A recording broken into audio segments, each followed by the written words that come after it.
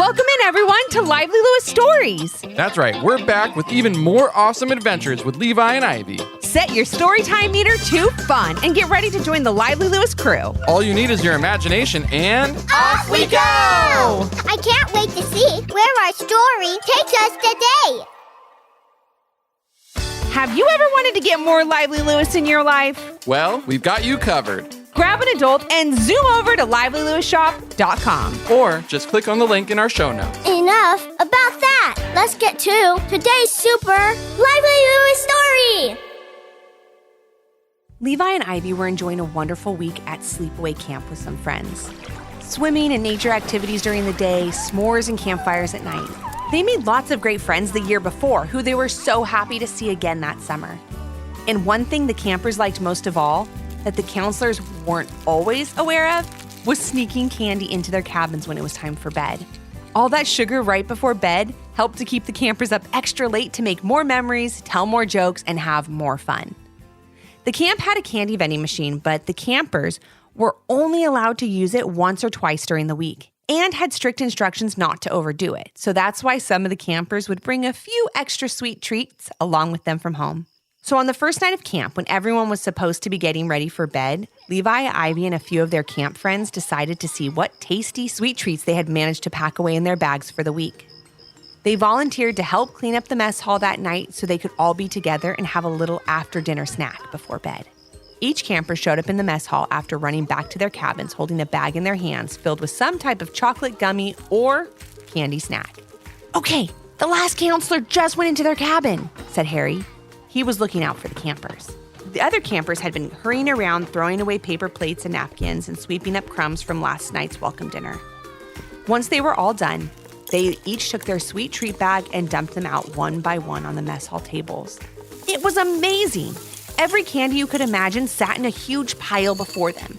They just stared at the sweet mountain of sugar for a few seconds, not saying a single word until... "This haul is even better than last year," whispered Levi. "What do you say we each just have one piece tonight so we have lots left for the rest of the week?" suggested Harry. "Sure, I think we could have just one piece," said Ivy, sounding a bit unsure. "But I don't know if we should." She looked at Levi with a worried look on her face. As much as Levi and Ivy loved candy, they weren't sure after what had happened to them last summer that they should eat any more. Harry and the other campers didn't need to think twice and each grabbed their favorite piece of candy. "I can't make any promises that I can stop at one piece," giggled Harry as he chomped down on a chocolate bar, "but I'll try." Casey grabbed a package of gummy worms and Troy scooped up some gumballs. As they enjoyed their treats, they couldn't help but notice that Levi and Ivy still hadn't made their choice. "What's wrong, Levi and Ivy?" asked Troy. "So much great stuff, you can't make a decision?" "I understand too, but you need to pick something soon so we could head back to our bunks," whispered Casey. "The counselors will be checking on us in a little while." It's not that," Levi began as he looked at Ivy. "Yeah, it's not that we can't make a decision," she said. "It's that we don't know if we should make a decision. Sometimes too much candy is just too much, you know?" Levi and Ivy's friends stopped chewing and stared at their friends. They had no idea what Ivy meant. "There's no such thing as too much candy," said Harry. "I get dibs on Levi's candy if he's not eating any this week," said Casey quickly. "Oh, good idea. I want Ivy's. I get Ivy's," said Troy quickly. "If that's okay with you, Ivy." That's when Levi and Ivy took a seat at the tables. "Come on, you have to tell us why you don't want any candy," said Harry as he, Troy, and Casey followed Levi and Ivy to the table. "Do you remember last year when on the last night of camp, Levi and I got caught eating candy?" began Ivy. "Well, before we left that next morning, one of the counselors told us a story about a camper that used to go here years and years ago." "Yeah, he told us about this girl who ate a ton of candy one night and got transported to this place called Sweets Wonderland," continued Levi. "That sounds awesome," said Harry, interrupting Levi. "I know, I'd like to go there," laughed Casey. "A whole wonderland made completely of sweets? What could be better?" "Well, that's just it," said Ivy. "It wasn't such a great place. The counselor told us it was ruled by a mean queen and a bunch of candy guards that did anything she asked.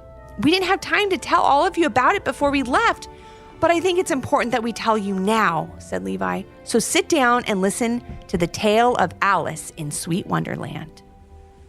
Levi and Ivy gathered their friends close and told them the story as they had been told last summer. A story that sounded sweet, but it had a sour side too. So it all started when Alice arrived at camp in the summer of 1997. Whoa, this story takes place in the 1900s, said Harry. I know, added Ivy. It's practically 100 years ago. Alice loved sweets, but was also a rule follower. She knew that she could only get 1 or 2 sweet treats from the vending machine for the whole week and was always worried that the treats she wanted would be sold out when her time came to buy something. The vending machines were in the same place today that they were in the 1990s, right there in the corner of the mess hall. Alice would often walk by the vending machine over and over during breakfast, lunch, and dinner, just checking to make sure that her favorite chocolate bar was still there. It was filled with caramel and dotted with crunchy cookie pieces on the outside. They called it a dream bar. Alice would sometimes stare at the row of dream bars in the vending machine for so long, she would be the last person left in the mess hall, meaning all of the other campers had moved on to their next activity or off to the campfire area after dinner, and Alice would be alone in the mess hall dreaming of her dream bar. And that's exactly what happened one very strange and peculiar night. As Alice snapped back into reality, she noticed that all her friends had gone and she was all alone. She hurried back to her table, grabbed her tray, and was heading to the garbage to throw out her plate and napkin. But while looking at the vending machine, she missed the blob of pudding on the floor. She slipped on it and banged right into the vending machine. This caused the whole machine to rattle and a bunch of candy to fall out. One of them being a dream bar. Any camper's dream, right? Well, not for Alice. She was very torn. She didn't want to break the rules, but she wanted that dream bar so badly. Her hunger for chocolate, caramel, and crunchy cookie pieces got the better of her, and she ate the dream bar. And once she started, she couldn't stop. She ate another candy bar, and then another, and another. Before she knew it, she had eaten all the candy that fell out of the machine. She felt terrible in more ways than one. I broke the rules. I ate all this candy I didn't pay for, and now I have a bad stomach ache, whispered Alice to herself. What am I going to do now? One thing she knew for sure, that she didn't want to make the situation worse. She made up her mind that she was going to tell her counselor. She started to walk towards the door that led out of the mess hall when she started to feel dizzy. It felt as if the room was spinning, and then the lights began to flicker. What is going on? Alice shouted. But as she opened her mouth, she couldn't hear anything at all. She closed her eyes and hoped for the best, but when she opened them, she got the surprise of a lifetime. Where am I?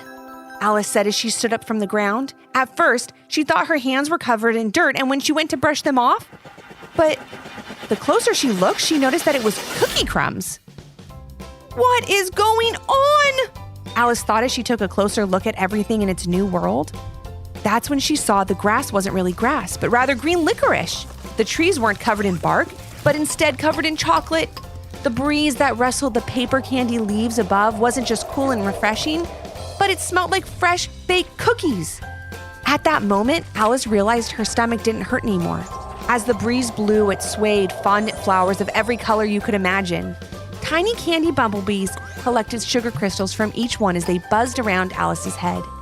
Gumball rocks covered the path Alice walked down as it curved around the shore of a caramel river. And just as Alice thought nothing could be better, she saw it. A dream bar tree. Her favorite candy of all time sat on tiny candy cane branches, just ready to be enjoyed. Alice walked up slowly, still not totally sure what was happening. If this is a dream, it's the best dream I've ever had, said Alice to herself. I hope I don't wake up anytime soon, but as soon as I do, I'll tell my counselor what happened in the vending machine. Alice reached down and pulled up a handful of licorice grass, picked a fondant flower, and even dipped one of the candy cane branches in the caramel river to give it a quick taste. She spun around from place to place in this sweet, magical world, humming a song to herself. She thought no one else was around until she stopped spinning and found herself face to face with 2 kids about her age. Now this is where it gets weird, said Levi. The counselor who told us this story said the two kids she met there were named Levi and Ivy. Weird, right? Said Ivy. Harry, Casey, and Troy were so focused on the story that they could only nod their heads in agreement. But what happened next? Asked Casey. Alice was surprised at first, but also quite relieved to see some other kids. After the shock of finding some friends in this wonderful place, she quickly asked their names and introduced herself. "Hi, Alice," said Levi as he motioned for her to join him and Ivy behind a tall tree dripping in sweet honey and covered in marzipan mushrooms. "We're so happy we found you," said Ivy with a less than convincing smile on her face. She looked a bit scared and her voice trembled a bit. "What do you mean you're happy that you found me? Is there someone else here looking for me?" Alice chuckled, but she saw right away that Levi and Ivy weren't laughing. "This place may look amazing," began Levi, "but it's not all sugar and sweets. We all need to get out of here right away." Alice's smile turned into a frown as Ivy kept talking. "This place is called Sweet Wonderland. It's ruled by a very mean queen," said Ivy. "She has a bunch of guards that follow her around and do anything she asks. She has a glass ball she uses to see into the real world. When she finds someone that really, really, really likes candy, she makes it so that they find this place through a kind of dream," Levi went on. "Like she did this to Ivy and I a few days ago and like she did to you right now. She thinks we'll be happy here because she doesn't know that there are more important things in the world besides candy," said Ivy. Alice was still for a bit, trying to take in everything that Levi and Ivy had just told her. After giving it a bit of thought, she asked, "So this is all a dream? Then what do we have to be worried about? We'll just have to wake up in a bit and be right back to normal." "No!" shouted Levi. "I'm sorry, but you don't understand. It's not like that. You don't just wake up. We were told by some gingerbread men, they fear the queen too, that we have to find the magic door that leads back to the real world to get out of here. You need to follow us. We're trying to find our way out tonight." Alice didn't know what was real or what was true anymore. "You know what? I think I'll just enjoy Sweet Wonderland a little bit more, and then I'll come along with you," said Alice. "I mean, how many more times am I going to be in a world made completely of sweets?" Alice was letting her hungry sweet tooth make the decision for her when she should have been using her brain. Levi and Ivy were trying to help her, and she couldn't see past all the chocolate, gummies, and sugar. As Alice walked away from the tree, Levi and Ivy called out to her one last time, but it was too late. As Alice turned around to tell them it would be okay, the Queen of Sweet Wonderland made her appearance. "Grab her!" shouted the Queen to her guards. They were wearing sugar sashes and they held giant candy canes. They surrounded Alice and blocked each way she tried to run. Alice called out to Levi and Ivy, who took cover under the fondant leaves of the tree they had all been standing under. They wanted to make sure the Queen didn't see them, but they never broke eye contact with Alice to let her know she wasn't alone. Levi made a motion with his hands, as if to tell her, "We'll get you out." Alice looked hopeful, but still very nervous as the Queen of Sweet Wonderland approached her. She was draped in a glistening robe and her rock candy tiara sparkled in the bits of sunlight that streaked through the fondant leaves above. She stomped along the licorice grass, kicking gumball rocks here and there before reaching Alice. "Welcome, Alice. So happy you could join us," said the Queen. "We think you'll be very happy in Sweet Wonderland."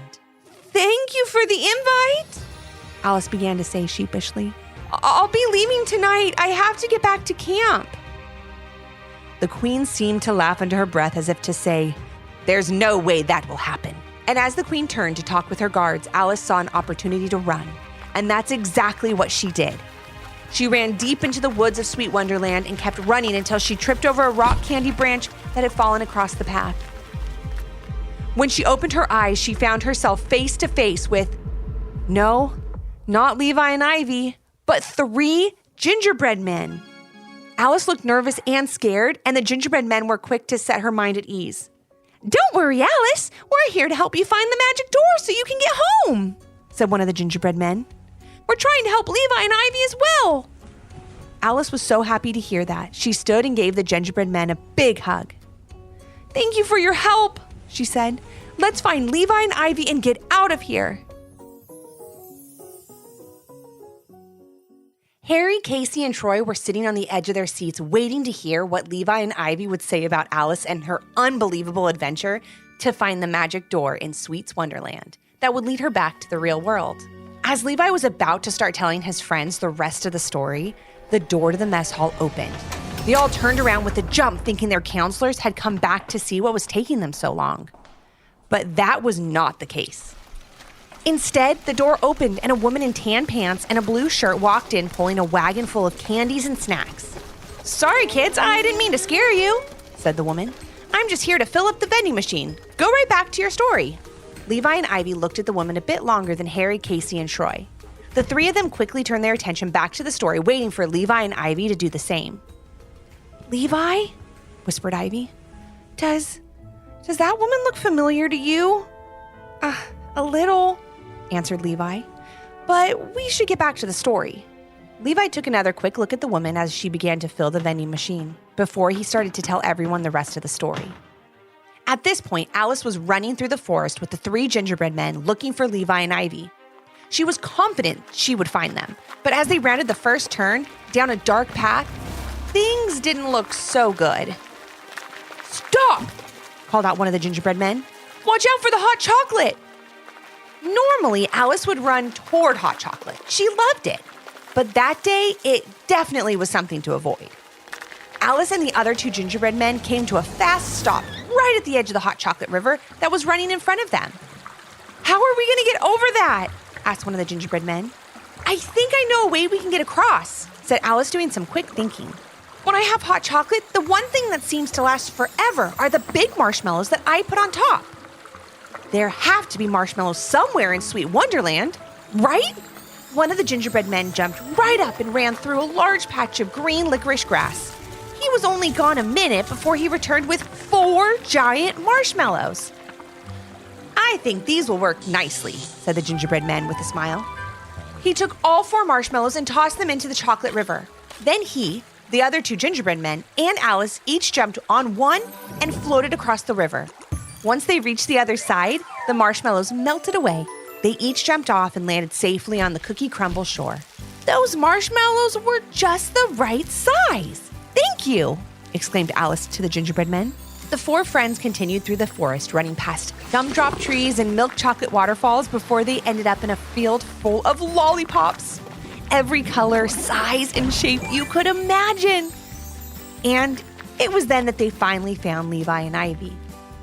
"Alice, over here!" Levi called out, waving his arm from behind a big pink and red lollipop. "I'm so glad to see you!" shouted Alice as she and the 3 gingerbread men ran up to Ivy and Levi. Alice explained to Levi and Ivy that the gingerbread men were there to help them find the magic door and return to the real world. Levi and Ivy looked hopeful, but also a little nervous. "We've been trying to find the magic door here for the last 2 days, said Levi. "It's harder to find it than you would think," added Ivy. "You think a door in the middle of all this candy would be easy to see, but we haven't been able to find it." "That's where the gingerbread men come in," said Alice. "Just trust them and follow us. I know we can do this together." As Alice, Levi, and Ivy and the 3 gingerbread men took off through the lollipop forest, they soon found out that this was going to be a little harder than they had first thought. As they were running in between the lollipops, they heard a rumbling sound. They all stopped and stared in every direction before they saw them. A whole giant group of gummy bears? They were much bigger than the gummy bears that Alice, Levi, and Ivy enjoyed for a sweet snack. They towered over the 3 friends, and they didn't look happy at all. "How dare you try to cross the lollipop forest without the queen knowing," said the red gummy bear. "Someone's called the queen and her guards immediately," exclaimed the green gummy bear as she and his gummy group stood right in front of the gingerbread men, Alice, Levi, and Ivy. Alice knew right away she had some more quick thinking to do. What could stop a gummy bear? Alice thought to herself, and then she figured it out. The last time she ate gummy bears, she had them on top of ice cream. She remembered thinking it would be really, really tasty, chewy treat on top of her cold ice cream. But instead, the gummy bears became very hard and very difficult to chew. "That's it," Alice exclaimed. "There has to be some snow cones around here, right?" The gingerbread men shook their heads yes. "Yes, there are some not too far from here," one gingerbread man said. "They grow at the base of the fruit punch waterfalls." No sooner did he finish talking than another one of the gingerbread men ran off to grab them. Alice, Levi, and Ivy all did their best to hold off the gummy bears as they kept a lookout for the main queen and her guards. A few minutes passed before a very chilly gingerbread man ran back holding a few giant snow cones.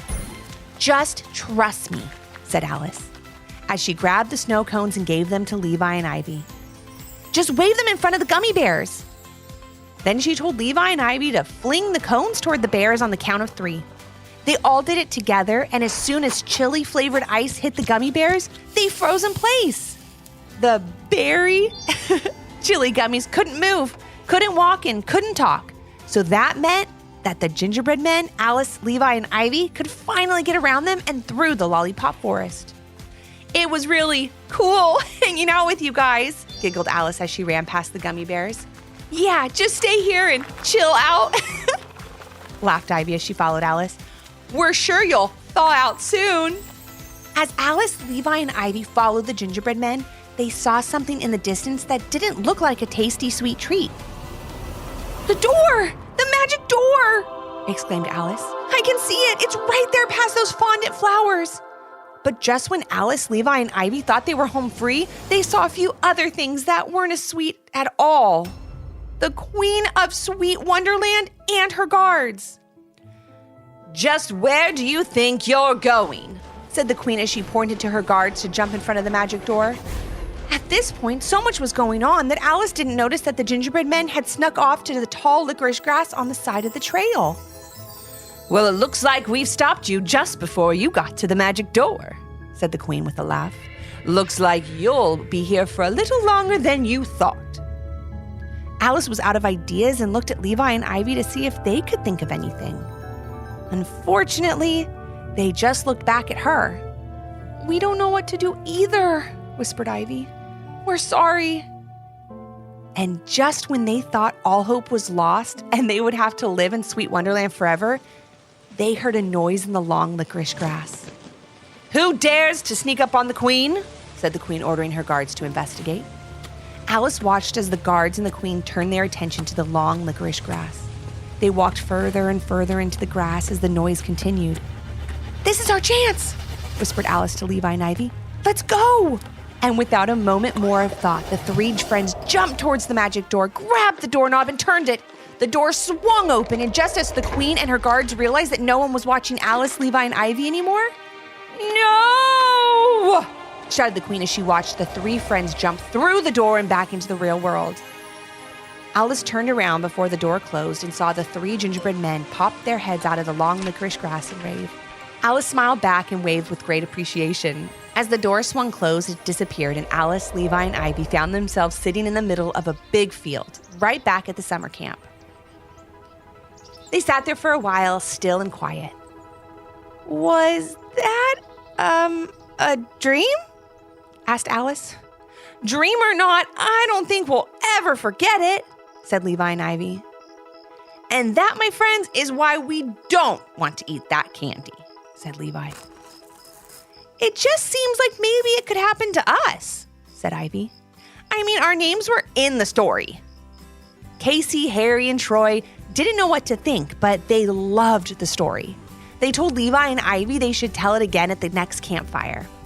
"Yeah, that sounds like a good idea," said a voice from behind them. It was 2 of their camp counselors. "Okay, you 5, time to get back to your bunks," said one of the counselors. "If you get back there right now, we won't tell anyone that you have all this candy." "Wow, thanks," said Harry, Casey, Troy, Levi, and Ivy.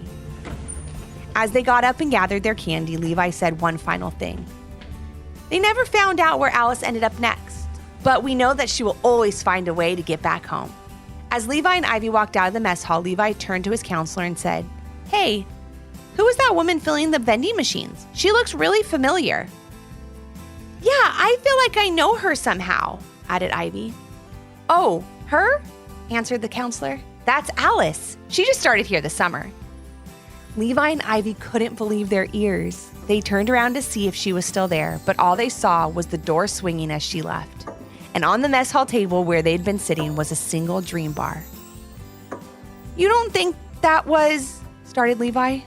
"No, I don't think so," said Ivy. But then again, anything is possible. Thanks for joining us today. We hope you enjoyed the story and learned a little something too. And since we know everyone has their own story, we'd love to hear yours. If you have an idea for a Lively Lewis story, leave a comment on our Apple Podcast review page with 5 stars, your idea, and your little one's name. Then maybe our next adventure will be with you. Until our next Storytime Hangout. Thanks for listening. We can't wait to share another fun Lively Lewis story with you.